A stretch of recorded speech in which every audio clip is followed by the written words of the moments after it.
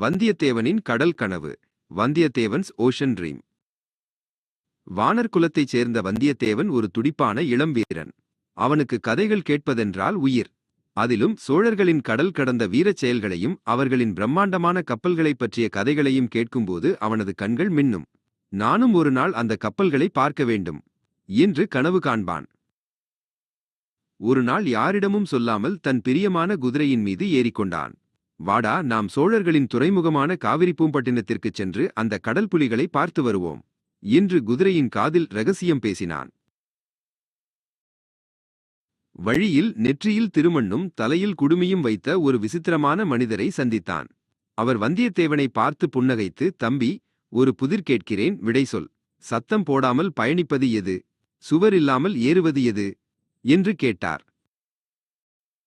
வந்தியத்தேவன் ஒரு கணம் யோசித்துவிட்டு சுட்டித்தனமாக சிரித்தான். பயணிப்பது நம் கண்கள், ஏறுவது நம் கற்பனை என்றான். அந்த மனிதர் உரக்கச் சிரித்து, பலே, சரியான விடை. உன் கற்பனை உன்னை சரியான இடத்திற்கு அழைத்துச் செல்லும் என்று கூறி துறைமுகம் இருக்கும் திசையை காட்டினார். காவிரி பூம்பட்டினத்தை அடைந்தபோது வந்தியத்தேவன் வியந்து போனான். கடல் காற்றின் வாசனையும் அலைகளின் ஓசையும் பரபரப்பான மக்களும் அவனுக்கு புதிதாக இருந்தன. ஆனால் அவன் தேடி வந்த கப்பல்கள் வீரர்கள் காவல் காக்கும் ஒரு தடை செய்யப்பட்ட பகுதியில் இருந்தன. ஏமாற்றத்துடன் கடற்கரையில் அமர்ந்திருந்தான் வந்தியத்தேவன். அப்போது எளிமையான ஆடை அணிந்த ஒரு பெண் அவனிடம் வந்தார். ஏன் தம்பி சோகமாக இருக்கிறாய் என்று கனிவுடன் கேட்டார். அவர் வேறு யாருமல்ல, சோழ இளவரசி குந்தவை. வந்தியத்தேவன் சோழ கப்பல்களை பார்க்க வேண்டும் என்ற தனது பெரிய கனவை பற்றி அவரிடம் கூறினான். அவனது ஆர்வத்தைக் கண்டு புன்னகைத்த குந்தவை, வீரமும் துடிப்பும் உள்ள உன்னை போன்றவர்களுக்குத்தான் இந்த நாடு சொந்தம். வா, என்னுடன், நான் உனக்கு காட்டுகிறேன் என்றார்.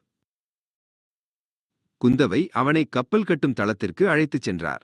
அங்கே வானுயர பாய்மரங்களுடனும் சோழர்களின் புலிச்சின்னம் பொறித்த கொடிகளுடனும் கம்பீரமாக நின்றிருந்த பிரம்மாண்டமான கப்பல்களை கண்டபோது வந்தியத்தேவனின் கண்கள் அகல விரிந்தன. குந்தவை விளக்கினார். வந்தியத்தேவா, இந்த கப்பல்கள் போருக்காக மட்டுமல்ல. இவை நம் நாட்டின் வளத்தை காக்கவும் பிற நாட்டுடன் அறிவை பரிமாறவும் நம் புகழை பரப்பவும் கடல்களை கடந்து செல்கின்றன. உண்மையான பலம் ஆயுதங்களில் மட்டுமல்ல, அறிவிலும் நட்பிலும் தான் இருக்கிறது.